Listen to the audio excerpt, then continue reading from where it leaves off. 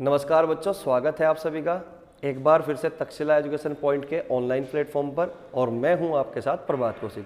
तो बच्चों, आज की जो क्लास शुरू होगी वो मिसलेनियस क्वेश्चन की क्लास होगी।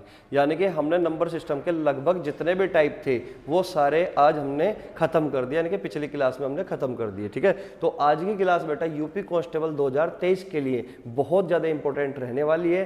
साथ साथ में यूपी कांस्टेबल के लिए तो इंपॉर्टेंट होगी, साथ में जो दूसरे एग्जाम है, वनडे एग्जाम, जैसे कि यूपीएसआई, यूपी कांस्टेबल तो है ही, खैर दिल्ली पुलिस है ना, या दूसरा कोई भी वनडे एग्जाम हो, एसएससी का एग्जाम हो, तो हर एक एग्जाम के लिए, हर एक सरकारी एग्जाम के लिए ये वीडियो बेनिफिशियल रहने वाली है। तो बच्चों, आज की जो मिसलेनियस क्वेश्चन हम करेंगे स्टार्ट, इसमें जो क्वेश्चन होंगे वो प्रीवियस के होंगे एक तो, और साथ में विविध सवाल का मतलब होता है कि पूरे चैप्टर का एक तरीके से निचोड़। क्लियर हुई बात? क्योंकि आजकल का जो दौर चला हुआ है बेटा वो मिसलेनियस क्वेश्चनों का चला हुआ है, क्योंकि एग्जामिनर को ये बात मालूम है कि सभी बच्चे लगभग टाइप तो सारे ही कवर करके आते हैं। अब क्वेश्चन जो है वो किस टाइप का देगा, तो यानी कि जिसमें बच्चे फंसे तो वो थोड़े थोड़े मतलब जो है जो टाइप से हट के क्वेश्चन बनते हैं वो एग्जाम में रखने की कोशिश करते हैं, और उसी को बच्चा पढ़ के जाता नहीं। ठीक है ना, तो इसलिए बेटा ये जो क्लास होगी ये बहुत महत्वपूर्ण है हर एक सरकारी एग्जाम के लिए। तो इस क्लास को बिल्कुल भी इग्नोर ना करें, इसको हमेशा जो है बार बार जो है इसको पढ़ना है,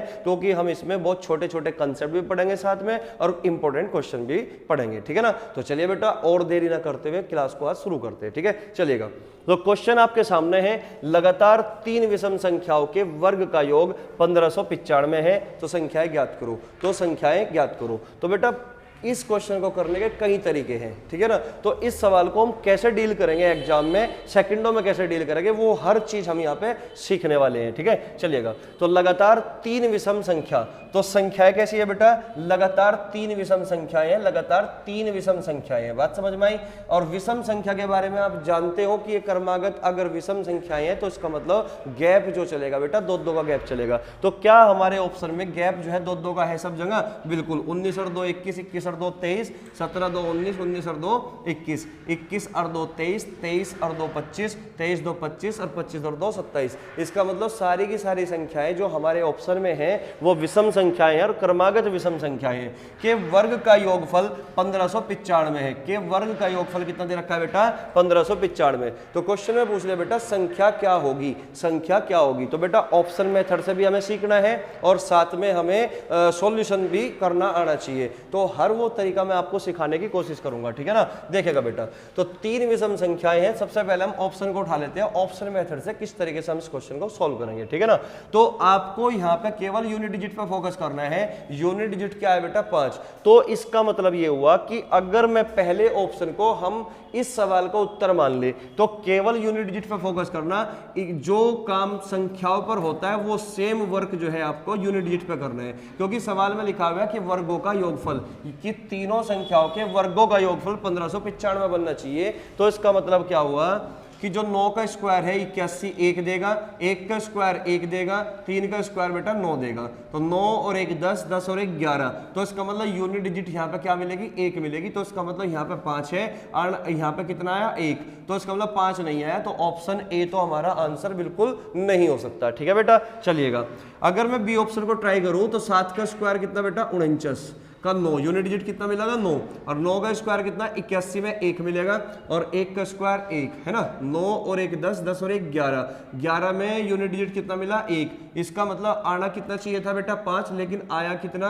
1। तो बी ऑप्शन भी हमारा आंसर नहीं होगा। क्लियर हुई बात?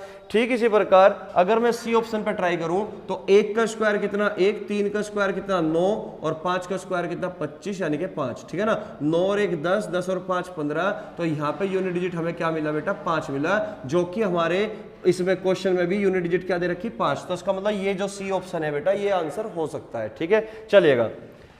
3 का स्क्वायर 9, 5 का स्क्वायर 25 का 5 का, 7 का स्क्वायर 49, 9 और 9 18, 18 और 5 23, 23 में यूनिट डिजिट मिलेगा हमें 3, और आना कितना चाहिए? 5। इसका मतलब यहाँ पे 3 आया, तो डी ऑप्शन भी हमारा आंसर नहीं होगा। तो अब जो है 3 ऑप्शन एलिमिनेट होने के बाद इस बात की श्योरिटी हो जाती है बेटा कि आंसर जो होगा वो सी ऑप्शन है। तो इस टाइप के सवाल को हम इस तरीके से ऑप्शन के साथ डील कर सकते हैं यूनिट डिजिट पे काम करके। ठीक है ना, लेकिन अगर सॉल्यूशन करना पड़े तो सॉल्यूशन करना कैसे है मैं आपको वो भी बताऊंगा। ठीक है ना, चलिएगा। देखिए बेटा, अगर हमें सॉल्यूशन करना है तो कुछ बच्चे तो इस तरीके से कर लेते हैं कि एक संख्या मान लेते हैं, जैसे कि एक संख्या हमने मान लिया x है, तो दूसरी संख्या, क्योंकि लगातार विषम संख्या है तो दूसरी संख्या बनेगी x+2, फिर इससे अगली संख्या जो बनेगी वो x+4।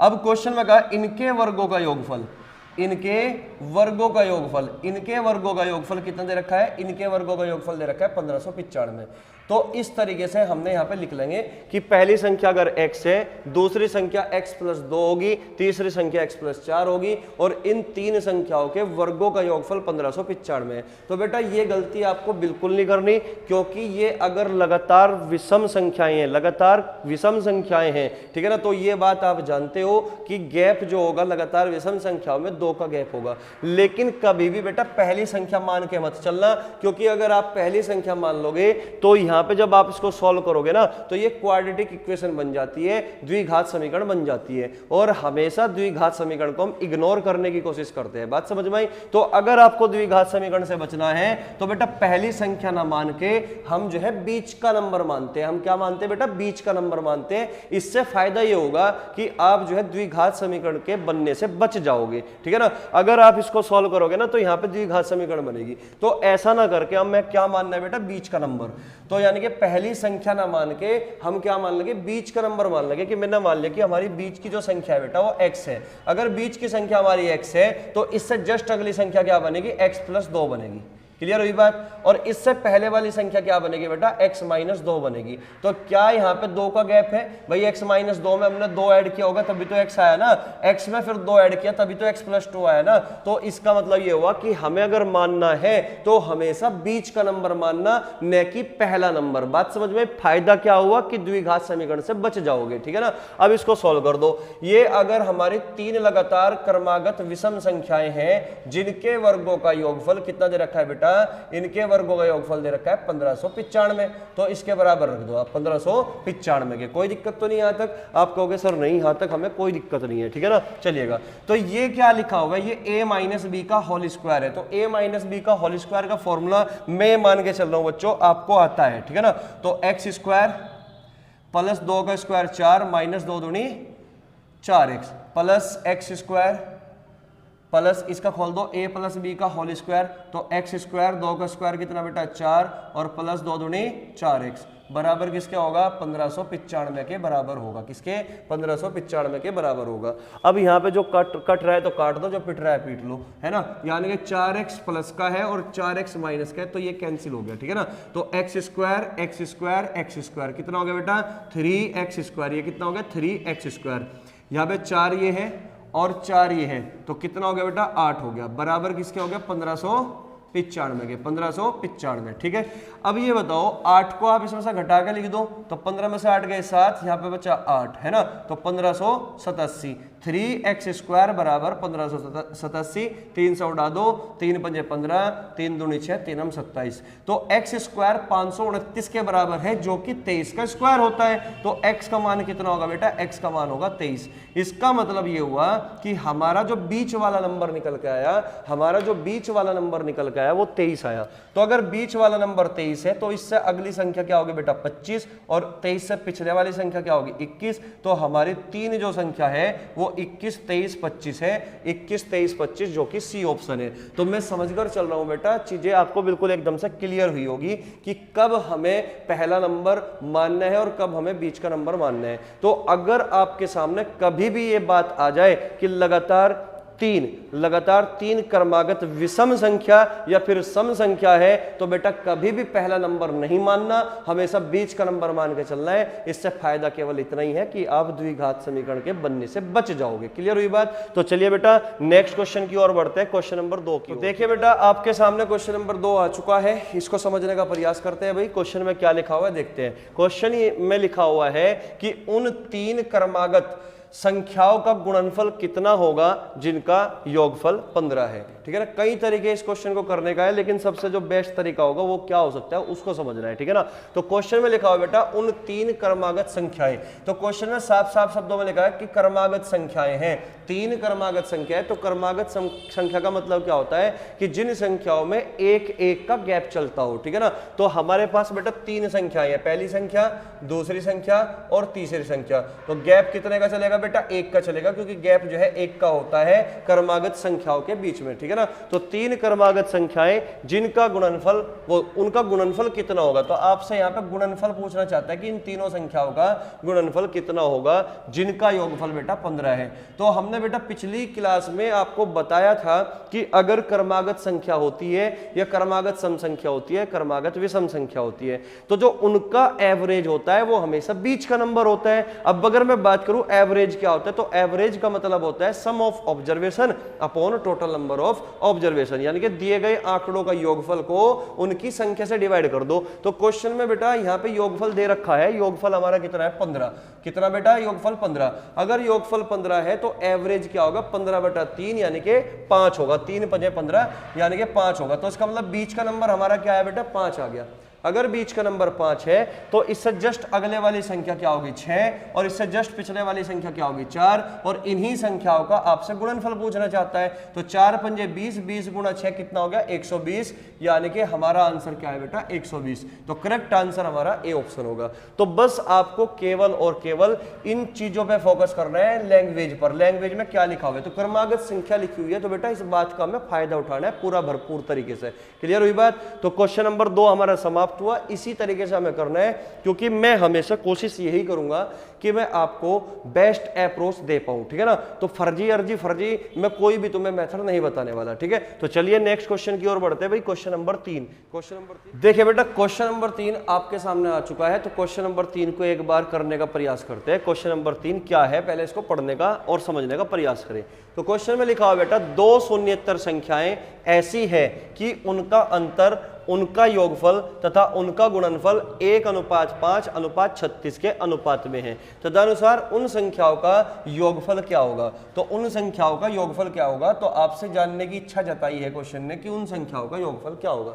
तो समझिएगा बेटा, सबसे पहले ये समझिएगा कि शून्येतर संख्या का मतलब क्या हुआ। शून्येतर संख्या का मतलब होता है बेटा नॉन जीरो नंबर, जो जीरो ना हो। इसका मतलब ये हुआ कि पॉजिटिव इंटीजर भी हो सकता है, यानी कि धनात्मक पूर्णांक तो हो सकते हैं, साथ में ऋणात्मक पूर्णांक भी हो सकते हैं, लेकिन कोई भी नंबर जीरो नहीं होना चाहिए। इस बात का मतलब ये हुआ कि हमारे पास 2 शून्येतर संख्याएं ऐसी है, यानी कि उनमें से कोई भी संख्या शून्य नहीं है। इसका मतलब कोई ना कोई वैल्यू शून्य के अलावा कुछ भी हो सकती है, चाहे वो नेगेटिव हो चाहे वो पॉजिटिव हो, ठीक है ना। तो चलिए समझते हैं इस बात को। ऐसी है कि उनका जो अंतर है, तो क्वेश्चन में क्या दे रखा, अंतर और उनका योगफल तथा उनका गुणनफल का जो रेशियो दिया हुआ बेटा वो दे रखा 1, 5 और 36 के अनुपात में। तदनुसार उन संख्याओं का योगफल क्या होगा। तो क्वेश्चन में पूछा गया कि उन संख्याओं का योगफल क्या होगा। तो बेटा इस क्वेश्चन की जो बेस्ट अप्रोच हो सकती है मैं आपको उसी को बताऊंगा, ठीक है ना। समझिएगा भाई, अगर मैं एक संख्या a मान लूं और दूसरी संख्या में b मान लूं कि हमारे पास एक संख्या a है और एक संख्या b है, तो यहाँ पे उनके अंतर का यानी कि a - b, उनका योगफल यानी कि a+b और उनका गुणनफल यानी कि ab, इनका रेशियो हमें दिया हुआ है कि a - b और a+b, और ab का जो रेशियो दे रखा है बेटा वो दे रखा है 1:5:36। तो ये हमारे पास रेशियो है 1:5:36 के अनुपात में। और आपसे जानना ये चाहता है कि उन संख्याओं का योगफल क्या होगा, उन संख्याओं का योगफल क्या होगा। तो बेटा पहली अप्रोच हमारी हो सकती है कि योगफल पूछ रहा है, तो इसका मतलब 5 यूनिट की वैल्यू आपसे जानना चाहता है। अगर 5 यूनिट की वैल्यू जानना चाहता है तो इस बात का मतलब है कि हमारा जो आंसर होगा वो 5 का मल्टीपल हो सकता है। तो 5 का मल्टीपल 40 भी है, 5 का मल्टीपल 45 भी है, 5 का मल्टीपल 50 भी है और 5 का मल्टीपल 30 भी है। तो इस बात का मतलब ये हुआ कि हम ऑप्शन एलिमिनेशन यहां पे नहीं कर पाए। तो अगर ऑप्शन एलिमिनेशन नहीं कर पाए फिर भी हमें फास्ट करना है, तो किस तरीके से किया जाए, तो समझने का प्रयास करते हैं भाई, ठीक है ना। तो मैं थोड़ी देर के लिए इसको मान लेता हूं कि ये 1x है और ये 5x है और ये 36x है, कि हमारे पास जो दो संख्याएं हैं a और b, उनका जो अंतर है वो x है, उनका जो योगफल है वो 5x है और गुणनफल कितना है बेटा वो 36x है। क्लियर हुई बात। और मैंने पिछली वीडियो में आपको एक चीज बताई थी कि अगर दो इक्वेशन हमारे पास a प्लस बी और a minus B, a plus B की वैल्यू अगर x है, a माइनस बी की वैल्यू अगर y है, तो हमें अगर बड़ी वैल्यू चाहिए तो बड़ी वैल्यू a है, क्योंकि a में से b को माइनस करके पॉजिटिव वैल्यू y आई। तो अगर बड़ी वैल्यू चाहिए बेटा तो दोनों के जोड़ का आधा, दोनों के जोड़ का आधा यानी कि x प्लस वाई बटे 2, है ना। अगर छोटी वैल्यू चाहिए तो दोनों के अंतर का आधा x माइनस वाई बटे 2, यानी कि जोड़कर आधा कर दोगे तो बड़ी वैल्यू निकलती है और अंतर का आधा कर दोगे तो छोटी वैल्यू निकलती है, ठीक है ना। इस बारे में मैंने कल डिस्कस कर लिया था, तो पिछली वीडियो जिसने नहीं देखी वो पहले उस पिछली वीडियो को देखे, क्योंकि चीजें जो है सीक्वेंस बाय सीक्वेंस हम आगे लेकर चल रहे हैं, ठीक है ना। तो समझिए बेटा, तो हमारे पास a माइनस बी की वैल्यू है x और a प्लस बी की वैल्यू है बेटा 5x। तो अगर मैं यहां से a रेशो b निकाल लूं, यानी कि a रेशो b निकाल लूं, तो निकलेगा कैसे भाई? अगर मुझे बड़ी वैल्यू चाहिए और बड़ी वैल्यू क्या होगी a, तो इसका मतलब इन दोनों के जोड़ का आधा कर दो, 5x plus 1x, 5x plus 1x कितना 6x, और 6x का आधा होता है बेटा 3x, तो a की वैल्यू आ गई 3x। और अगर मुझे छोटी वैल्यू यानी कि b चाहिए तो दोनों के अंतर का आधा कर दो, 5x माइनस 1x यानी कि 4x, और 4x का आधा कितना 2x। तो इसका मतलब ये हुआ कि हमारे पास दोनों संख्याओं का रेशियो आ चुका, एक संख्या हमारे पास 3x है, दूसरी संख्या हमारे पास 2x है, और इन्हीं संख्याओं का जो गुणनफल दे रखा है बेटा, इन्हीं संख्याओं का जो गुणनफल है हमारे पास वो दे रखा है 36x। तो जो चीज हमें पता है उसी को हम रेशियो से निकाल लेते हैं, ठीक है ना। देखिएगा क्वेश्चन में जो गुणनफल दे रखा है वो 36x है, तो यहाँ पे जो गुणनफल बनेगा बेटा इन दोनों संख्याओं का वो क्या बनेगा? 3 दूनी 6, 6x स्क्वायर बनेगा। 6x स्क्वायर किस गुणनफल के बराबर होगा? 36x के बराबर होगा, 36x के बराबर होगा। तो यहाँ से एक जो x होगा वो कैंसिल आउट हो जाएगा इस तरीके से। तो x की वैल्यू क्या निकलेगी? 6 छंग 36, तो x की वैल्यू बेटा 6 आई। x की वैल्यू क्या आई बेटा? 6 आई। अगर x की वैल्यू 6 है तो योगफल ही तो पूछ रहा था, तो 5x योगफल है, और x की वैल्यू 6 है तो 5 छंग 30। तो इस बात का मतलब ये हुआ कि हमारा जो आंसर है वो 30 है। हमारा आंसर क्या है बेटा? 30, जो कि डी ऑप्शन हमारा आंसर है। क्लियर हुई बात? तो उम्मीद करता हूं चीजें एकदम क्लियर हुई होगी। अगर इस क्वेश्चन में आपसे पूछ लेता कि उन दोनों संख्याओं का गुणनफल कितना है, तो हमें कुछ नहीं करना था, x की वैल्यू 6 आई ना, तो 36 सिक्का 216, गुणनफल उन संख्याओं का कितना हो जाता? 216। अगर क्वेश्चन में पूछ लेता कि अंतर कितना है, तो x का मान 6, 6 इंटू 1 यानी कि 6 अंतर है उनके बीच में। अगर सवाल में पूछ लेता कि उन संख्याओं का जो है वे संख्याएं कौन कौन सी है, तो 36, 18 और 6 दूनी 12, तो संख्या 18 और 12 है। तो बेटा कुछ भी आपसे पूछ सकता है, जरूरी नहीं है कि एक ही चीज पूछी जाए, तो कुछ भी पूछ सकता है, ठीक है ना। तो बिल्कुल बेसिक से हमने किया सवाल को, इस तरीके से हमें करना है, ये सबसे बेस्ट अप्रोच है। बेसिक से करने के लिए और भी बहुत सारे तरीके हैं, लेकिन सबसे बेस्ट, सबसे छोटा, सबसे फास्ट तरीका यही है, ठीक है ना। चलिए तो इसकी एक बार प्रैक्टिस कर लेना। नेक्स्ट क्वेश्चन की ओर बढ़ते हैं भाई, क्वेश्चन नंबर 4 पे, ठीक है ना। देखिएगा अभी, इसको नोट करो फटाफट जल्दी। तो बेटा क्वेश्चन नंबर 4 आपके सामने आ चुका है। एक बार क्वेश्चन को पढ़ो और फिर समझने का प्रयास करें और फिर क्वेश्चन को सॉल्व करते हैं, ठीक है। तो क्वेश्चन नंबर 4 में क्या लिखा हुआ है देखिएगा, 3 धनात्मक संख्याओं में पहली तथा दूसरी का गुणनफल 42 है, यानी कि पहली और दूसरी संख्या का जो गुणनफल दे रखा है वो 42 है। दूसरी तथा तीसरी का 56 और तीसरी तथा पहली का 48 है। तदनुसार तीसरी संख्या क्या है, आपसे जानने की इच्छा जताई गई है, ठीक है। तो चलिए बेटा समझते हैं भाई। तो हमारे पास ये देखो, ये जो क्वेश्चन है प्रीवियस का एकदम शानदार क्वेश्चन है और आसान क्वेश्चन है, ठीक है ना। कुछ बच्चों ने कर भी लिया होगा अब तक, है ना, लेकिन ये आसान सवाल है। कई बार हम क्या करते हैं, बड़े बड़े सवाल, तगड़े तगड़े सवाल हम करके चले जाते हैं, लेकिन आसान सवाल आने पर हमें समझ नहीं आता, क्योंकि प्रेशर इतना होता है एग्जाम के अंदर कि हमें लगता है कि ये सवाल हमसे होगा ही नहीं, और हम स्किप करके अगले क्वेश्चन पे निकल जाते हैं। तो बेटा बहुत ही इत्मीनान के साथ चीजों को पहले समझना है, उसी के बाद जो है क्वेश्चन को सॉल्व करना है। तो जल्दबाजी नहीं करनी, अगर ज्यादा जल्दबाजी करोगे तो अपना पेपर हमेशा ही खराब करते जाओगे, ठीक है ना। तो सवाल को पढ़ते ही समझ में आ जाना चाहिए कि क्या आपने इस टाइप का क्वेश्चन पहले कभी किया है, अगर किया है तो क्या तरीका रहा होगा इस सवाल को करने का। प्रैक्टिस का मतलब केवल इतना ही होता है। प्रैक्टिस का मतलब ये नहीं कि आप जो है इतनी प्रैक्टिस कर दो कि क्वेश्चन का आंसर भी रट के चले जाओ, तो रटना नहीं होता। क्वेश्चन को देखते ही समझ में आना चाहिए कि किस तरीके से होगा, ठीक है। तो चलिए बेटा क्वेश्चन में कहा गया तीन धनात्मक संख्याओं में पहली तथा दूसरी का गुणनफल 42 है। भाई हमें नहीं पता संख्या में कौन सी, हमने एक संख्या ए मान ली, एक संख्या बी मान ली और एक संख्या सी मान ली। तो क्वेश्चन में कहा कि पहली तथा दूसरी का गुणनफल, यानी कि ए बी का जो गुणनफल दे रखा है, ए बी पहली तथा दूसरी का गुणनफल कितना दे रखा है बेटा 42। तो ए बी का गुणनफल 42 है, दूसरी तथा तीसरी का गुणनफल 56 दे रखा है और तीसरी तथा पहली का गुणनफल 48। तो 56 और फिर सी ए, तीसरी तथा पहली का गुणनफल दे रखा है बेटा 48। ठीक है बेटा। तो क्वेश्चन में ये कहा गया कि बताइए तीसरी संख्या क्या होगी। तो आपसे तीसरी संख्या पूछने की साजिश की गई है एग्जामिनर के द्वारा। ठीक है ना, चलिएगा समझते हैं भाई। तो तरीके तो बेटा इसको करने के और भी तरीके, लेकिन आपको ना नंबर को देख के उसकी हिस्ट्री ज्योग्राफी पता लग जानी चाहिए। ठीक है ना, जैसे कि जो 42 है, ये सॉरी 42 है, 42 को देखते ही तुम्हारे दिमाग में एकदम नंबर आने चाहिए 2, 6 सते 42, 6 सते 42। तो देखते चेक करते हैं, 6 सते 42। अगर मैं ए को 6 मानता हूं, बी को मैं 7 मानता हूं, तो 6 सते 42। अगर बी की वैल्यू बेटा 7 है तो 7 में किसके नंबर की मल्टीप्लाई करूं कि 56 बन जाए, 7 8 56। तो सी का मान कितना हो गया 8। अगर सी 8 है और ए हमारा कितना है बेटा, ए आया 6, तो 8 6 48। क्या तीनों इक्वेशन बेटा सेटिस्फाई है?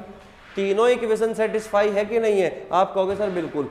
ए बी यानी कि 42, 6 सते 42, तो ए की वैल्यू 6 है, बी की वैल्यू कितनी 7, बी की वैल्यू अगर 7 है तो 7 यहाँ पर रखोगे, 7 में किसकी मल्टीप्लाई करोगे 56, तो आप कहोगे 7 8 56। सी की वैल्यू 8 आई, 8 6 48, क्योंकि ए की वैल्यू 6 थी, 8 6 48 यानी कि सेटिस्फाई है तीनों इक्वेशन। तो इस बात का मतलब यहाँ से ये पता लगा कि जो हमारी सी की वैल्यू होगी, सी की वैल्यू, तो सी हमारे पहले नंबर पे है, तो पहले नंबर पे क्या है बेटा 8। ठीक है ना, यहाँ पे भी सी कितना है 8, तो सी की वैल्यू बेटा 8 होगी, जो कि हमारा डी ऑप्शन होगा। इसको इससे ज्यादा सॉल्व करने की जरूरत नहीं है। हालांकि आप कर सकते हो, इन तीनों संख्याओं की मल्टीप्लाई कर दो इस तरीके से, भाई a into A square, B into B square, C into C square, तो ये बनेगा ए बी सी का होल स्क्वायर।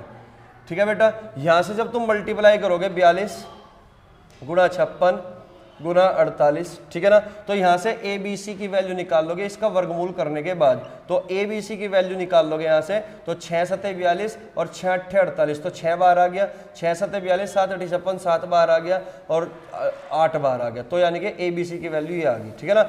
अब हमें अगर सी की वैल्यू निकालनी है तो आप क्या करोगे, सी की वैल्यू निकालने के लिए ए बी से डिवाइड कर दो, और ए बी की वैल्यू कितनी है बेटा 42, तो 42 से इसको डिवाइड कर दो, यानी कि ए बी से डिवाइड कर दो इधर, और इधर भी ए बी यानी कि 42 से डिवाइड कर दोगे, तो ए बी से ए बी कैंसिल आउट हुआ, बचा कितना सी, और 6 सते 42, तो सी की वैल्यू 8। तो आपको इतना काम करना पड़ेगा जो बिल्कुल भी आपको जरूरत नहीं है। क्लियर हुई बात? तो आप यहां से ही देखकर पहचान लोगे कि ए की वैल्यू क्या होगी और बी की वैल्यू क्या होगी और सी की वैल्यू क्या होगी। बात समझ में आई? तो उम्मीद करता हूं चीजें एकदम क्लियर हुई। देखिए बच्चों, अब एक आपको छोटा सा कंसेप्ट समझना है। छोटा सा कंसेप्ट ये है कि जो आपके यूपी कांस्टेबल 2019 और 2018 में पूछा भी हुआ था, उस पर क्वेश्चन आए भी हुए थे। तो ये एक छोटा सा कंसेप्ट है जो मैं मिसलेनियस क्वेश्चनों में ही आपको समझाऊंगा। ठीक है ना। तो चलिए बेटा, कंसेप्ट क्या होगा, हमें कंसेप्ट के बारे में, किसके बारे में समझना है, मैं एक बार आपको बता भी देता हूं।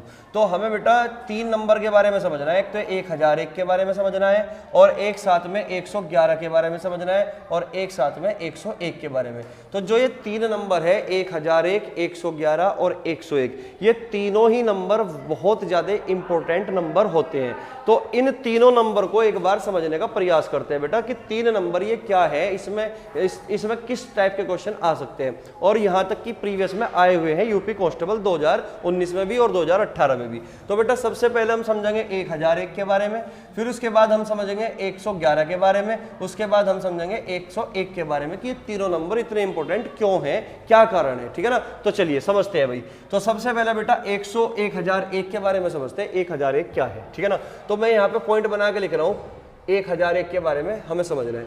समझिए पहले भाई, अगर मैं यहाँ पे इस तरीके से बोल दूं कि 3 अंकों की कोई भी संख्या ले लो आप, 3 अंकों की किसी भी संख्या को अगर आप 2 बार रिपीट कर दोगे ना, तो 2 बार रिपीट करने से जो संख्या बनेगी वो बेटा 6 अंकों की बनेगी।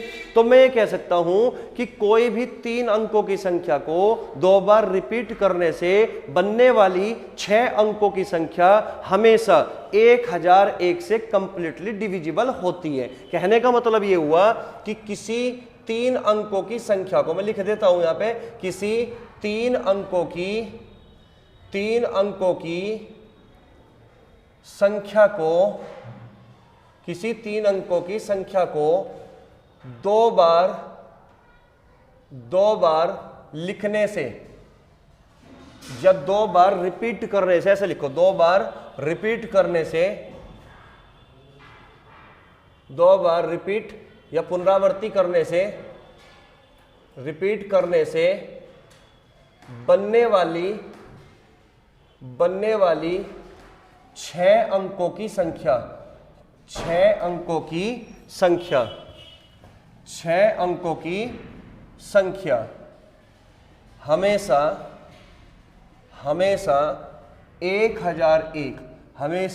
1001 से पूर्णतः विभाजित होती है, हमेशा 1001 से पूर्णतः विभाजित होती है, विभाजित होती है। तो बेटा मैंने यहां पे लिखा कि किसी भी 3 अंकों की संख्या को 2 बार रिपीट करने से बनने वाली 6 अंकों की संख्या हमेशा 1001 से पूर्णतः विभाजित होती है। तो ये नंबर के बारे में हमें समझना है, तो ये 1001 से पूर्णतः विभाजित होगी। 1000 आखिर है क्या? तो पहले 1001 के बारे में भी समझते हैं कि 1001 क्या है बेटा। तो जो 1001 होता है, 1001 होता है 3 क्रमागत अभाज्य संख्याओं का गुणनफल कहलाती है। 3 क्रमागत अभाज्य संख्याओं का गुणनफल, यानी कि 7 गुणा 11 गुणा 13। देखो 7 के बाद नंबर जो आएगा अभाज्य संख्याओं में, प्राइम नंबर में, वो 11 होगा, और 11 के बाद प्राइम नंबर होती है 13। तो इसी वजह से मैंने कहा कि 3 क्रमागत वर्ड यूज किया कि नहीं? आप कहोगे सर बिल्कुल। तो 3 क्रमागत अभाज्य संख्याओं का गुणनफल के बराबर होती है। तो इस बात का मतलब बेटा ये हुआ कि अगर कोई संख्या 1001 से कंप्लीटली डिविजिबल है, तो क्या वो इसका मतलब 7 से भी डिविजिबल होगी, 11 से भी होगी और 13 से भी होगी? क्योंकि 1001 में 7 भी छिपा हुआ है, 11 भी छिपा हुआ है और 13 भी छिपा हुआ है। तो अगर कोई संख्या 1001 से कंप्लीटली डिविजिबल है, तो बेटा वो 7 से भी कटेगी, 11 से भी कटेगी और 13 से भी कटेगी। अब जो ये मैंने लाइन लिखी, इस बात का मतलब क्या है, इसको समझने का प्रयास करेंगे भाई, ठीक है। अब मैं लिखता हूं 1001 में अगर मैं मल्टीप्लाई करता हूं बेटा 236 ले लो, है ना, 236 की, कि 1001 में अगर 236 की मल्टीप्लाई करता हूं, तो इस बात का मतलब ये होगा बेटा 236 गुणा 236, यानी कि 2 बार रिपीट होगी ये नंबर, ठीक है ना। 1001 में अगर 236 की मैं मल्टीप्लाई करता हूं, तो ये 236, इसका मतलब ये 6 अंकों में बदल जाती है, यानी कि ये 2-3 अंकों की संख्या 2 बार रिपीट होकर 6 अंकों में बदल जाती है। ये होता क्यों है ऐसा, तो समझते हैं बेटा। इस 1001 को मैं ऐसे लिख सकता हूं 1000 प्लस 1 इंटू 236, ठीक है। 236 की मल्टीप्लाई 1000 में करोगे तो 236 के सामने 3 जीरो लगेगी और प्लस के 236, तो इसका मतलब 236, तो ये जो बन जाती है बेटा, ये 6 अंकों में बदल जाती है। तो कुल मिला के बात ये है कि अगर 1001 में हम किसी भी 3 अंकों की ABC, कोई 3 अंकों की संख्या है ABC, कोई 3 अंकों की संख्या जिसमें C इकाई अंक है, B दहाई का और C सैकड़े का, तो इस तरीके से अगर मल्टीप्लाई कर दो तो ये ABC यानी कि ये 6 अंकों में बदल जाएगी। तो 1001 इसलिए इतना इंपॉर्टेंट नंबर होता है। क्लियर हुई बात? यहाँ तक कोई दिक्कत तो नहीं आपको? यहाँ तक चीजें समझ में आई होगी कि अगर कोई 3 अंकों की संख्या को हम 2 बार लिखते हैं तो वो 6 अंकों में बदलती है, वो संख्या हमेशा 1001 से पूरा डिवाइड होगी। अगर 1001 से डिवाइड होगी तो इस बात का मतलब है वो 7, 11 और 13 से भी डिवाइड होगी। बात समझ में आई? अब मैं एक छोटी सी और बात को समझाने का प्रयास करूंगा। इतनी बात अगर आपके समझ में आई तो ये तो हो गया बेटा प्रूफ एक तरीके से कि ये होता क्यों है, ये यहाँ पे मैंने लिख दिया, ठीक है ना। अब छोटी सी बात को और समझना भाई। अगर मैं 1001 में एक ही अंक को मैं 3 बार लिख दूं, मेरी बात को समझना कि एक ही अंक को अगर मैं 3 बार लिख दूं, तो क्या इस बात का मतलब भी ये होगा ट्रिपल ए और ट्रिपल ए? आप कहोगे सर बिल्कुल होगा, ट्रिपल ए, यानी कि इस बात का मतलब है एक ही अंक को अगर हम 6 बार लिख देते हैं तो वो संख्या भी 1001 से कंप्लीटली डिविजिबल होती है। तो इसको भी बेटा आपको हमेशा याद रखना है, ठीक है ना। तो मैं इस बात को भी इधर लिख दूंगा कि अगर एक ही अंक को 6 बार लिखने से बनने वाली 6 अंकों की संख्या भी 1001 से पूर्णतः विभाजित होगी, पूर्णतः विभाजित होती है, पूर्णतः विभाजित होती है, पूर्णतः विभाजित होती है। तो इस बात को भी हमेशा याद रखना कि एक ही अंक को अगर हम 6 बार लिख दे तो 6 बार लिखने से बनने वाली जो 6 अंकों की संख्या होगी वो भी हमेशा 1001 से पूर्णतः विभाजित होगी। बात समझ में आई। और 3 अंकों की संख्या को अगर 2 बार लिख दे या 2 बार रिपीट कर दे तो 6 अंकों की बनेगी संख्या, तो वो संख्या भी हमेशा 1001 से पूरा डिवाइड होगी। अगर 1001 से पूरा डिवाइड होगी तो 7 से भी डिवाइड होगी, 11 से भी डिवाइड होगी और साथ में 13 से भी डिवाइड होगी। तो बेटा इतनी बात आपको समझ में आई होगी। तो ये एक तो पहला पॉइंट ये हुआ और एक दूसरा पॉइंट ये हुआ, दोनों पॉइंट इंपॉर्टेंट है, खतरनाक पॉइंट है, इस पर क्वेश्चन बनता है, हमेशा याद रखना। क्लियर हुई बात। तो चलिए नेक्स्ट पॉइंट की ओर बढ़ते हैं, इसको मैं रफ कर देता हूं एक बार, ठीक है ना। तो 1001 के बारे में तो चीजें समझ में आई। अगर हम अब बात करें बेटा 111 के बारे में, क्योंकि 111 भी बेटा उतना ही इंपॉर्टेंट नंबर है। तो 111 के बारे में अगर मैं समझने का प्रयास करूं तो 111 क्या है। अगर मैं बात करूं 111 की, तो 111 का मतलब होता है बेटा 3 गुणा 37, 3 गुणा 37।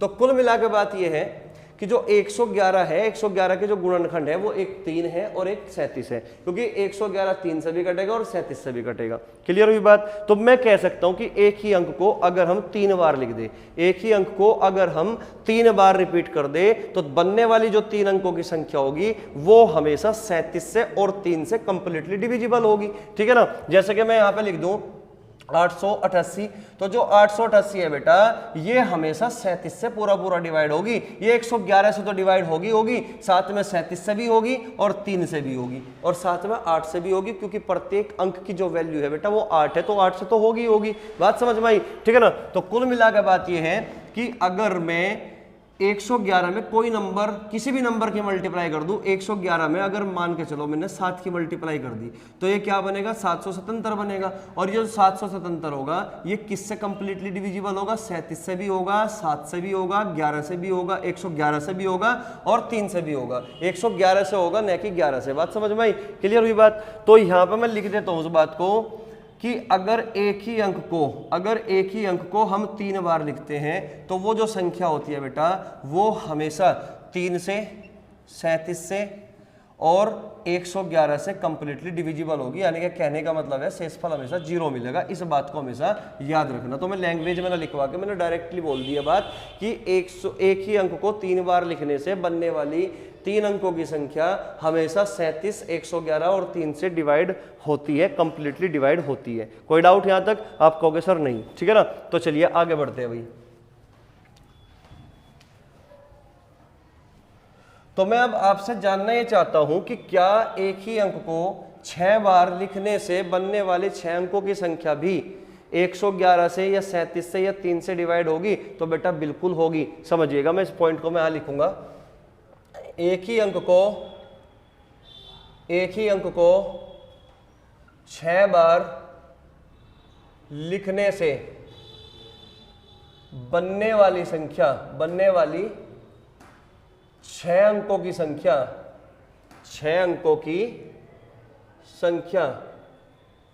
भी 3, 37, 111 से पूर्णतः विभाजित होगी। क्यों? समझिएगा भाई। मान के चलो मैंने यहां पे इस तरीके से कोई नंबर लिख दिया 555, यानी कि ये जो 555 है ये 5 को 6 बार लिखने से बनने वाली जो 6 अंकों की संख्या होगी ये 1001 से तो डिवाइड होगी। अभी इससे पहले हमने यही पॉइंट पढ़ा था, ठीक है ना। ये 7 से भी होगी, 11 से भी होगी और 13 से भी होगी। लेकिन अब मुद्दा ये है बेटा कि क्या ये 111 से भी डिवाइड होगी? तो बिल्कुल होगी बेटा। अगर ये 111 से डिवाइड होती है तो 3 से भी डिवाइड होगी और 37 से भी डिवाइड होगी। क्यों होगी समझते हैं भाई।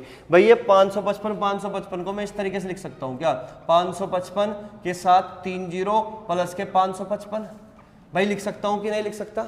आप कहोगे सर बिल्कुल लिख सकते हो। अब मुझे बताइए ये 555 यानी कि क्या लिखा हुआ है 5,55,000 यानी कि 555 के साथ जो 3 जीरो लगी हुई है ये जो संख्या है क्या ये 3 से 37 से डिवाइड होगी? ये 555 3 या 37 से डिवाइड होगी, 111 से डिवाइड होगी? बिल्कुल होगी कि नहीं होगी? आप कहोगे बिल्कुल होगी।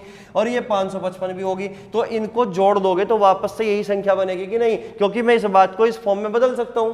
अगर मैं इसको ब्रेक कर सकता हूं, इस तरीके से तोड़ कर लिख सकता हूं, और ये जो है दोनों संख्याएं ये 111 से कंप्लीटली डिविजिबल होती है, तो इस बात का मतलब है बेटा ये 3 से भी डिवाइड होगी और 37 से भी डिवाइड होगी। तो इस बात का मतलब ये हुआ कि मुद्दा ये बना बेटा कि एक ही अंक को अगर हम 6 बार लिख देते हैं तो वो संख्या हमेशा 3 से भी डिवाइड होगी, 7 से भी डिवाइड होगी, 11 से भी डिवाइड होगी, है ना, 13 से भी डिवाइड होगी, 37 से भी डिवाइड होगी, है ना, 111 से भी डिवाइड होगी और 1001 से भी डिवाइड होगी। बात समझ में आई? तो मुद्दा ये बना, मैं यहां लिख दूंगा इस बात को भी, ध्यान दो मेरी बात में, कि एक ही अंक को अगर मैं 6 बार लिखता हूं तो ये संख्या बेटा ये ए से तो कटेगा ही कटेगा, क्योंकि ए प्रत्येक अंक का मान जो है ए है, लेकिन इसके बाद ये 3 से भी कटेगा, ये 7 से भी कटेगा, ये 11 से भी कटेगा, ये 13 से भी कटेगा, ये 37 से भी कटेगी, और ये 111 से भी कटेगी, और ये फिर 1001 से भी कटेगी। तो इस बात को याद रखना बेटा, रिमाइंडर हमेशा 0 मिलेगा, रिमाइंडर हमेशा 0 मिलेगा। इस बात को हमेशा हमेशा के लिए अपने दिमाग में कैद कर लेना कि अगर एक ही अंक को हमने कितनी बार लिख दिया, 6 बार लिख दिया, तो वो संख्या किन किन से डिवाइड हो सकती है? ए से तो पूरा पूरा डिवाइड होगी, क्योंकि प्रत्येक अंक का मान ए है। क्लियर हुई बात? लेकिन इसके अलावा 3 से, 7 से, 11 से, 13 से, 37 से, 111 से और 1001 से, प्रत्येक से कटेगी। बात समझ में आई? ठीक है ना। तो ये जो पॉइंट था ये होता है तुम्हारा क्लियर। ठीक है ना। अब मैं अगर बात करूं बेटा 101 की, कि जो हमारा 101 है, 101 है, सबसे पहली बात तो ये है कि जो 101 होता है ये सबसे छोटी 3 अंकों की अभाज्य संख्या होती है। यानी कि अगर मैं बात करूं आपसे कि सबसे छोटी 3 अंकों की अभाज्य संख्या कौन सी है, तो 101 होगा। इसके अलावा ये इंपॉर्टेंट क्यों है? वो इसलिए इंपॉर्टेंट है कि अगर हम किसी भी 2 अंकों की संख्या को 2 बार रिपीट करके बना दे 4 अंकों की संख्या में, यानी कि कुल मिला के बात ये हुई कि 2 अंकों की संख्या को अगर 2 बार लिखने से बनने वाली 4 अंकों की संख्या होगी, तो बेटा वो हमेशा 101 से पूरा पूरा डिवाइड होती है। या फिर मैं ये भी कह सकता हूं, चलिए पहले समझते हैं भाई। मैंने ये बोला कि अगर जैसे कि 101 है, 101 में मैं किसी नंबर की, जैसे कि मैंने किससे मल्टीप्लाई कर दूं, मैं 25 से मल्टीप्लाई कर दूं, तो इस बात का मतलब ये हुआ 101 को मैं 100 + 1 लिख सकता हूं कि नहीं? आप कहोगे बिल्कुल लिख सकते हो। और गुणा 25, तो 25 की मल्टीप्लाई 100 में करोगे तो कितना? 2500, और प्लस के 25 प्लस के कितना होगा? 25, तो क्या बनेगा? 2525 बनेगा। तो इस बात का मतलब ये हुआ कि 2 अंकों की संख्या को 2 बार लिखने से बनने वाली 4 अंकों की संख्या हमेशा 101 से पूरा पूरा डिवाइड होगी। क्लियर हुई बात? साथ में मैं ये भी कह सकता हूं कि अगर मैं 101 में मल्टीप्लाई कर दूं 55 की, तो 55 का मतलब क्या होगा बेटा? ये 2 बार रिपीट हो जाएगी 55 55।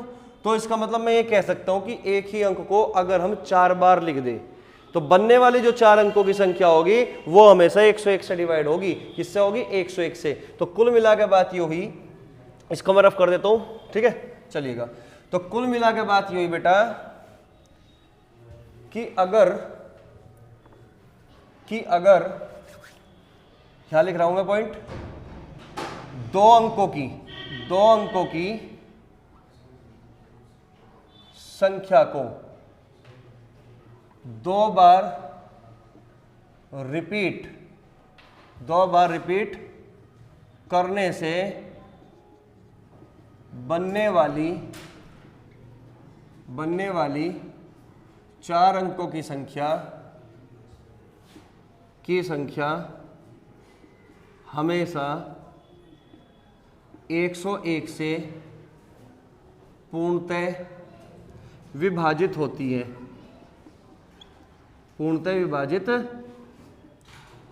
है, यानी कि 101 में अगर आप मल्टीप्लाई कर दोगे ए बी की, तो उस बात का मतलब है ये ए बी बनेगा, ए बी बनेगा और ये ए बी हमेशा 101 से पूरा पूरा डिवाइड होगी कि 2 अंकों की संख्या को 2 बार लिखने से बनने वाली 4 अंकों की संख्या हमेशा 101 से डिवाइड होगा। इसी के साथ साथ मैं ये भी कह सकता हूं कि अगर मैं 101 के साथ ए की मल्टीप्लाई कर दूं तो इस बात का मतलब ये होगा कि एक ही अंक को हमने 4 बार रिपीट कर दिया। तो मैं ये भी कह सकता हूं कि एक ही अंक को अगर 4 बार लिखने से बनने वाली 4 अंकों की संख्या होगी तो वो भी हमेशा 101 से डिवाइड होगी। तो यहाँ पे ये कंसेप्ट होता है बेटा खत्म। हमने 1001 के बारे में भी पूरा डिटेल से समझ लिया, 111 के बारे में भी डिटेल से समझ लिया और 101 के बारे में भी डिटेल से समझ लिया। एक बार फिर से जो है रिवाइज करा देता हूं।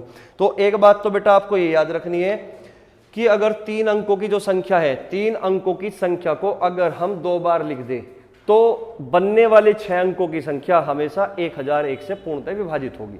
अगर वो संख्या 1001 से पूर्णतः विभाजित होती है तो इस बात का मतलब बेटा ये है कि वो संख्या 7 से भी डिवाइड होगी, 11 से भी डिवाइड होगी और 13 से भी डिवाइड होगी, क्योंकि 1001 जो होता है वो 7, 11 और 13 3 क्रमागत अभाज्य संख्याओं का गुणनफल होता है। ठीक है ना। फिर उसी के बाद हमने ये भी जाना कि अगर एक ही अंक को हम 6 बार लिख दें, एक ही अंक को हम कितनी बार लिख दें बेटा, 6 बार लिख दें, तो 6 बार लिखने से जो बनने वाली 6 अंकों की संख्या होगी वो भी हमेशा 1001 से पूर्णतः विभाजित होती है। अगर वो भी 1001 से पूर्णतः विभाजित होती है तो इस बात का मतलब क्या होगा कि वो 7 से 11 से 13 से भी विभाजित होगी, कंप्लीटली डिविजिबल होगी। उसके बाद बेटा हमने समझने का प्रयास किया कि जो नंबर 111 होता है वो क्या होता है। 111 का मतलब क्या हुआ, 111 का मतलब 3 गुणा 37 होता है। तो इसका मतलब एक ही अंक को अगर हम 3 बार लिख दें तो 3 बार लिखने से बनने वाली जो 3 अंकों की संख्या होगी वो 3 से तो डिवाइड होगी, साथ में 37 से भी डिवाइड होगी। तो इस बात को हमेशा याद रखना है। फिर उसके बाद हमने समझा कि अगर हम एक ही अंक को 6 बार लिख दे तो 6 बार लिखने पर जो बनेगी 6 अंकों की संख्या क्या वो भी 111 से डिवाइड होती है, तो बेटा वो भी 111 से डिवाइड होती है। अगर वो 111 से डिवाइड होती है तो उसका मतलब वो 3 से भी डिवाइड होगी और 37 से भी डिवाइड होगी। और हमने थोड़ी देर पहले ये बात समझी थी कि एक ही अंक को 6 बार लिखने से बनने वाली 6 अंकों की संख्या वो 1001 से भी कटेगी। तो इस बात का मतलब हुआ कि एक 6 अंकों की जो संख्या बनेगी एक ही अंक को लिखने से वो 3 से भी डिवाइड होगी, 7 से भी, 11 से भी, 13 से भी, 37 से भी, 111 से भी और फिर 1001 से भी डिवाइड होती है। फिर हमने पढ़ा कि 101 का जो रूल है वो क्या है। 101 का रूल क्या था बेटा, 2 अंकों की संख्या को 2 बार लिखने से बनने वाली 4 अंकों की संख्या वो हमेशा किससे डिवाइड होगी, 101 से डिवाइड होगी। फिर हमने समझने का प्रयास किया कि एक ही अंक को अगर हम एक ही अंक को कितनी बार लिख दे बेटा, 4 बार लिख दे। अगर हम एक ही अंक को बेटा 4 बार लिख देते हैं तो 4 बार लिखने से बनने वाले 4 अंकों की संख्या वो भी हमेशा 101 से कंप्लीटली डिविजिबल होती है। तो मैं उम्मीद करता हूं ये पूरा का पूरा कंसेप्ट, इसका पूरा काला चिट्ठा आपके समझ में आया होगा। तो चलिए बेटा क्वेश्चन की ओर बढ़ते हैं कि इस पर क्वेश्चन किस तरीके से बनते हैं, कैसे जो है क्वेश्चन पूछे गए थे प्रीवियस एग्जाम में। तो चलो नेक्स्ट क्वेश्चन की ओर चलेंगे भाई, ठीक है। तो चलिए बच्चों क्वेश्चन नंबर 5 आपके सामने आ चुका है। तो क्वेश्चन नंबर 5 में क्या दिया गया है एक बार पढ़ने का और समझने का प्रयास करते हैं। क्वेश्चन में कहा गया है कि 2 संख्याओं के घनों का अंतर, 2 संख्याओं के घनों का अंतर 999 है। कितना, 999 है। संख्याएं 3:4 के अनुपात में, तो क्वेश्चन में लिखा है संख्याएं 3:4 के अनुपात में। तो छोटी संख्या का वर्ग क्या होगा। अगर आप ये चाहते हो कि 1 सेकंड में क्वेश्चन का हल मिल जाए तो बेटा हमेशा ऑप्शन टेक्निक का यूज करना, लेकिन साथ में सॉल्यूशन के बारे में भी हमें पता होना चाहिए, ठीक है ना। तो मैं इस क्वेश्चन को किस तरीके से करूंगा आपको वो समझना है, ठीक है ना। क्वेश्चन में कहा गया कि दो संख्याओं के घनों का जो अंतर है, क्यूब का जो डिफरेंस दिया हुआ है वो 999 है। तो संख्या जो दे रखी है वो 3:4 के अनुपात में, तो छोटी संख्या का वर्ग क्या होगा। तो बेटा 3, 4 को देख के ये बताइए छोटी संख्या क्या होगी। तो आप कहोगे सर छोटी संख्या जो होगी वो 3 यूनिट होगी। तो इस बात का मतलब है हमें 3 का ही वर्ग बताना है। तो 3 का स्क्वायर कितना बेटा, 9। तो आंसर जो भी होगा वो 9 का मल्टीपल होगा। अगर 9 का मल्टीपल होगा तो 49 9 से नहीं कटेगा, है ना। 81 9 से कटेगा, 64 जो है 9 से नहीं कटेगा, हटा दो, और 100 जो है 9 से नहीं कटेगा, तो ये भी हटा दो। तो आंसर बेटा हमारा एक ही है, 81 आंसर है। और ये प्रीवियस का क्वेश्चन है, मेरा द्वारा बनाया हुआ क्वेश्चन नहीं है, ये पेपर में आया हुआ क्वेश्चन है, ठीक है ना। लेकिन हमें सॉल्यूशन भी आना चाहिए। तो सॉल्यूशन क्या होगा पहले वो समझते हैं, ठीक है ना। तो क्वेश्चन में कहा गया कि 2 संख्याओं के घनों का अंतर 999 है और संख्याओं का जो अनुपात दे रखा है 3:4, 3:4। तो थोड़ी देर के लिए अगर मैं संख्या मान लूं कि ये 3x है और ये 4x है, तो क्वेश्चन में इन्हीं के घनों का अंतर है कि नहीं है 999 में। तो इन्हीं के घनों का अंतर करना है बेटा। 4x की पावर 3 यानी कि 64 एक्स क्यूब, भाई 4x की पावर 3 करोगे तो 64x क्यूब होगा कि नहीं, 3x की पावर 3 करोगे तो 27x क्यूब होगा कि नहीं, 27x क्यूब। और इन्हीं का जो अंतर दे रखा है वो दे रखा है बेटा 999 के बराबर। किसके बराबर, 999 के। तो 64x क्यूब में से 27x क्यूब जब घटाओगे तो कितना बचेगा, 37x क्यूब बचेगा, 37x क्यूब। और ये किसके बराबर होगा बेटा, 999 के बराबर होगा। और अभी अभी हमने एक बात समझाई थी, एक कंसेप्ट समझाया था कि अगर एक ही अंक को 3 बार लिख देते हैं तो वो संख्या हमेशा 37 से पूरा डिवाइड होती है। तो इस बात का मतलब ये हुआ कि 999 37 से पूरा डिवाइड होगी। अब इस बात का मतलब क्या होगा बेटा, इस बात का मतलब होगा 9 गुणा 3 गुणा 37 होगा, 9 गुणा 3 गुणा 37, क्योंकि 9 गुणा 111 है और 111 का मतलब होता है 3 गुणा 37। तो 9 गुणा 3 गुणा 37 यानी कि 27 बार कटेगा, ये 27 बार कटेगा। तो x क्यूब बराबर 27 है, तो x का मान कितना होगा, 3। x का मान कितना होगा, 3। अगर x का मान 3 है तो 3x का मान कितना होगा, 3x का मान होगा 9, और छोटी संख्या हमारी 9 आई। और इसी का स्क्वायर के बारे में आपसे जानना चाह रहा था, तो आंसर कितना आया, 81। तो जो कि हमारा कौन सा ऑप्शन होगा, बी ऑप्शन। क्लियर हुई बात। तो ये क्वेश्चन एक छोटा सा था, इसमें हमने कैलकुलेशन में इसका यूज किया जो कंसेप्ट हमने अभी समझा था। ठीक है, तो चलिए नेक्स्ट क्वेश्चन की ओर बढ़ते हैं भाई। क्वेश्चन नंबर, तो चलिए बच्चों क्वेश्चन नंबर 6 आपके सामने आपके स्क्रीन पर आ चुका होगा। एक बार समझने का प्रयास करते हैं, क्वेश्चन में लिखा क्या हुआ है एक बार पढ़ते हैं। ठीक है ना, क्वेश्चन में है कि 4 क्रमागत अभाज्य संख्याएं जो आरोही क्रम, आरोही का मतलब असेंडिंग ऑर्डर यानी कि बढ़ता हुआ क्रम, ठीक है ना, आरोही क्रम में है, उनमें पहली 3 का गुणनफल 385 और अंतिम 3 का गुणनफल 1001 है। तो तदनुसार सबसे बड़ी अभाज्य संख्या कौन सी होगी। ठीक है ना, तो बेटा 1001 के कंसेप्ट के बारे में हमने समझने का प्रयास किया था अभी थोड़ी देर पहले। 1001 का मतलब क्या होगा कि 3 क्रमागत अभाज्य संख्याओं का गुणनफल। ठीक है ना, और हमारे पास बेटा यहाँ पे क्या है, 4 क्रमागत अभाज्य संख्याएं, 4 क्रमागत अभाज्य संख्याएं, यानी कि हमारे पास 4 संख्याएं हैं जो क्रमागत है और अभाज्य भी है। और यहाँ पे क्या लिखा हुआ है कि आरोही क्रम में है, यानी कि बढ़ते हुए क्रम में है, उनमें पहली 3 का गुणनफल, तो पहले 3 का गुणनफल कितना दे रखा बेटा, 385। अंतिम 3 का गुणनफल कितना है बेटा, 1001। अंतिम 3 का गुणनफल कितना है, 1001। तो क्वेश्चन में पूछा गया है कि सबसे बड़ी अभाज्य संख्या क्या होगी। तो इस क्वेश्चन में वैसे तो पेन भी उठाने की जरूरत नहीं थी अगर आपको कंसेप्ट अच्छे से समझ में आया, क्योंकि 1001 का मतलब होता है 7, 11, 13 का गुणनफल। तो ये 7 है, ये 11 है और ये 13 है, और सबसे बड़ी संख्या पूछी गई थी, तो आंसर हमारा 13 ही है। ठीक है ना, हालांकि इससे जस्ट छोटी संख्या कौन सी होगी जो अभाज्य होती है, वो 5 होती है। तो 5, 7, 11 का गुणनफल 385, 7, 11, 13 का गुणनफल 1001। तो सबसे बड़ी संख्या क्या होगी बेटा, 13 होगी, यानी कि हमारा इस सवाल का जवाब जो होगा वो बी ऑप्शन होगा। तो उम्मीद करता हूं बेटा क्लियर हुआ होगा क्वेश्चन। ठीक है ना, तो चलिए नेक्स्ट क्वेश्चन की ओर बढ़ते हैं। भाई कैसे करना है सवाल को देखते हैं। ठीक है, चलिएगा। तो चलिए बच्चों क्वेश्चन नंबर 7 आपके सामने आ चुका है। तो क्वेश्चन नंबर 7 क्या है देखिएगा। क्वेश्चन में लिखा हुआ है कि किसी 3 अंकों की संख्या को दोहरा कर एक 6 अंकों की संख्या बनाई जाती है, जैसे 256, 256, यानी कि ये 256 यानी कि 3 अंकों की संख्या को 2 बार रिपीट करके बनने वाली 6 अंकों की संख्या है। अभी थोड़ी देर पहले हमने कंसेप्ट समझा था।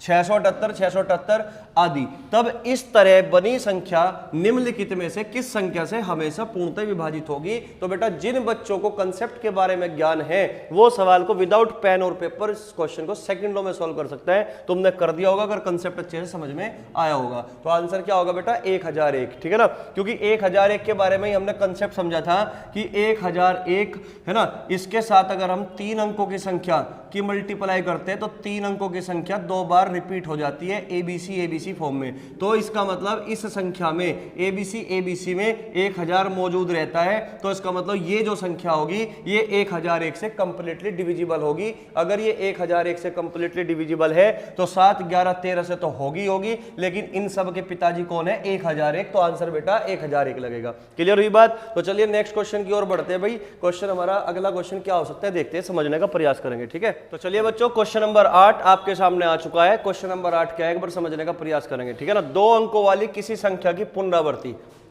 करने से, जैसे 37, 37, 63 63 बनी 4 अंकों वाली संख्या सदैव विभाज्य है निम्नलिखित से। तो इसके ऊपर भी हमने पूरा कंसेप्ट डिटेल से समझ लिया बेटा, इसको सेकंडों में करने वाला क्वेश्चन है ये, ठीक है, इसमें सोचने वाली कोई बात नहीं है। तो 37 37 है ना, 63 63 हमेशा 101 से डिवाइड होगा, 101 से डिवाइड होगा, क्योंकि मैंने तुम्हें समझाया था अभी थोड़ी देर पहले कि 2 अंकों की संख्या को 2 बार रिपीट करने से बनने वाली 4 अंकों की संख्या हमेशा 101 से पूरा पूरा डिवाइड होता है। उसी के साथ मैंने आपको बताया था कि अगर एक ही अंक को 4 बार लिखने से बनने वाली 4 अंकों की संख्या भी हमेशा 101 से पूरा पूरा डिवाइड होती है। तो बेटा इस सवाल का उत्तर क्या हुआ, 101 हुआ, ठीक है। चलिए क्वेश्चन नंबर 8 हमारा समाप्त हो चुका है।